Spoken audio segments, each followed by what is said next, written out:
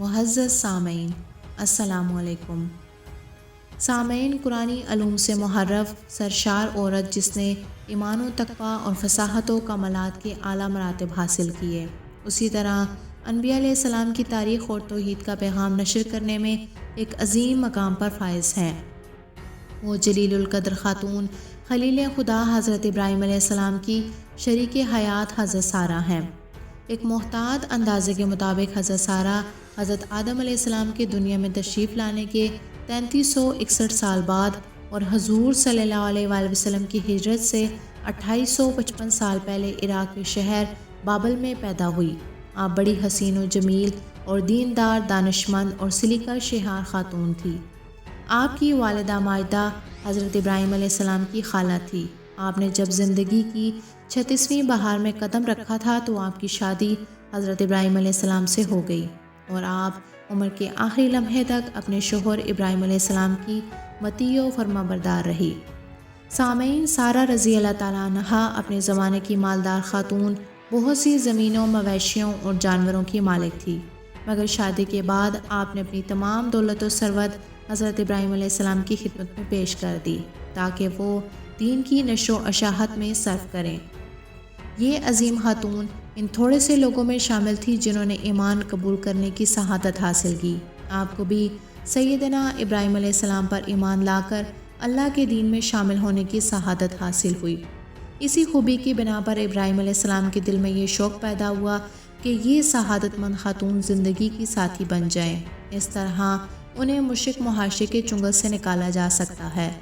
یہ روایت بھی مذکور ہے کہ حضرت سارہ شاہ حران کی بیٹی تھی۔ ایمان کی شہادت سے بہرامند ہونے کے بعد سیدنا حضرت ابراہیم علیہ السلام نے آپ سے شادی کی۔ شادی کے بعد اس حسین و جمیل دلہن کو عیش و آرام میسر نہیں آیا، بلکہ طرح طرح کی مشکلات کا سامنا کرنا پڑا۔ اللہ کے نبی سیدنا حضرت ابراہیم علیہ السلام اور آپ کی قوم کے درمیان کئی معاہدے طے پائے۔ اس کشمکش کی انتہا اس صورت میں ہوئی جب قوم انہیں آگ میں جلا کر بھسم کرنے پر متفق ہو گئی، اور انہوں نے ایسا کر بھی دکھایا، لیکن اللہ تعالیٰ نے اپنے برگزیدہ بندے کے لیے آگ کو گلزار کا روپ دھارنے کا حکم دے دیا۔ سامعین، جناب سارہ نے بچپن سے ہی مشاہدہ کیا تھا کہ ان کے خالہ سعد ابراہیم اگرچہ جہالت اور گمراہی سے پر اور بت پرست معاشرے میں پیدا ہوئے تھے، ان کے ولی عازر خود ایک بت پرست تھے، لیکن انہوں نے سن شعور سے ہی باطل خداؤں سے منہ موڑ رکھا تھا اور قوی اور مستحکم دلیلوں سے سورج، چاند، ستاروں اور ہر طرح کے خداؤں کی خدائی کو باطل قرار دے دیا تھا، اور اپنے والد عازر سے بحث و مناظرہ کر کے بت پرستی سے منع کیا تھا۔ اس شرک و کفر کے ماحول میں جس چیز نے جناب سارہ کو اپنی طرف جذب کیا وہ انسانی اور توحیدی فضائل و کمالات تھے، لہٰذا آپ نے ہزاروں پریشانیوں اور مشکلات کے باوجود حضرت لوط علیہ السلام کے ہمراہ سب سے پہلے حضرت ابراہیم کی نبوت کی تصدیق اور ان کی پیروی کی۔ سامعین، سارہ بے شمار کمالات کی حامل خاتون تھی اور اللہ کی رضا میں راضی رہنا ان کی اہم خصوصیت تھی۔ اللہ کی ذات پر بھروسہ، عبادت و ریاضت میں خلوص اس خدا پرست خاتون کی صفات میں شامل تھا۔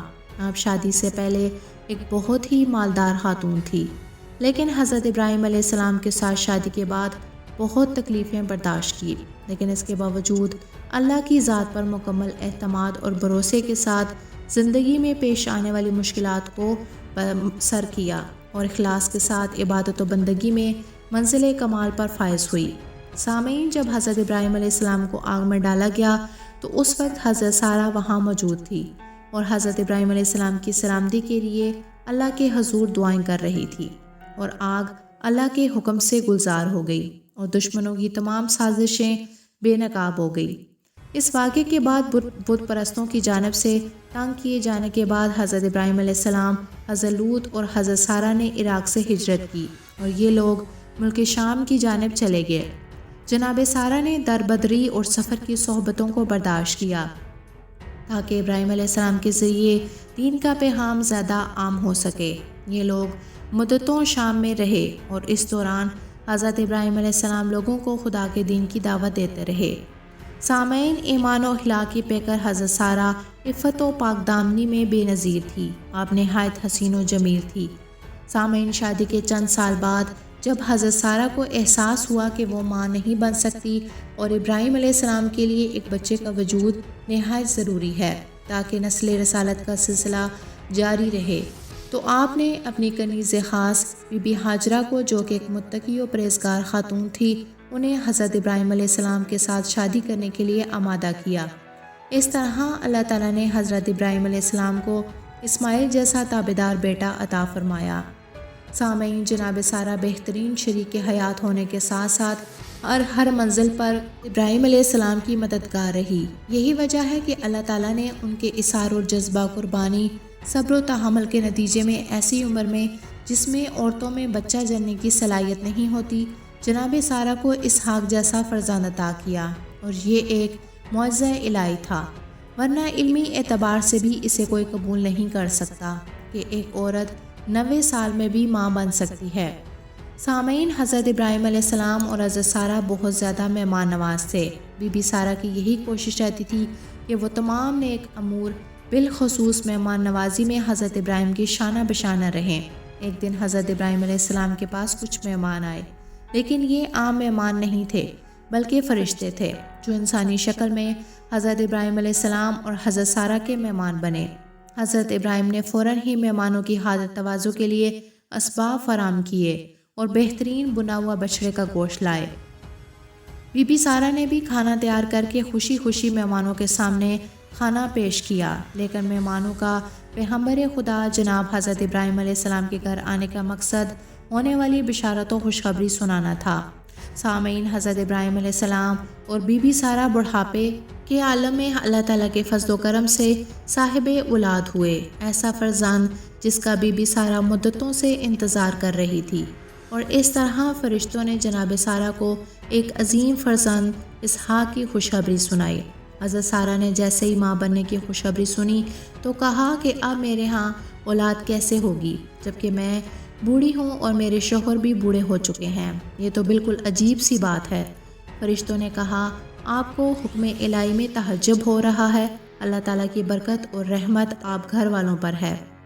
حضرت اسحاق حضرت یعقوب کے والد ہیں۔ حضرت یعقوب انبیاء بنی اسرائیل، حضرت موسیٰ، داؤد، سلیمان، زکریا، عیسیٰ، یحییٰ اور دوسرے انبیاء کے جد امجد ہیں۔ سامعین، حضرت ابو ہریرہ رضی اللہ تعالیٰ عنہ سے مروی ہے کہ رسول اللہ صلی اللہ علیہ وآلہ وسلم نے فرمایا، ابراہیم علیہ السلام نے صرف 3 جھوٹ بولے اور ان میں سے 2 اللہ کی ذات یعنی حقانیت کے لیے تھے۔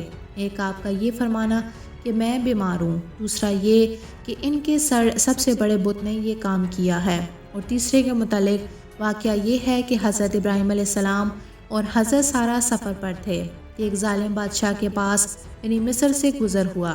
اسے بتایا گیا کہ یہاں ایک ایسا شخص آیا ہے جس کے ساتھ ایک خوبصورت عورت بھی ہے۔ اس نے آپ کو بلایا اور پوچھا، یہ عورت کون ہے؟ آپ نے فرمایا، میری بہن ہے۔ آپ نے واپس آ کر سارہ سے کہا کہ اس وقت روئے زمین پر میرے اور تمہارے سوا کوئی مومن نہیں ہے۔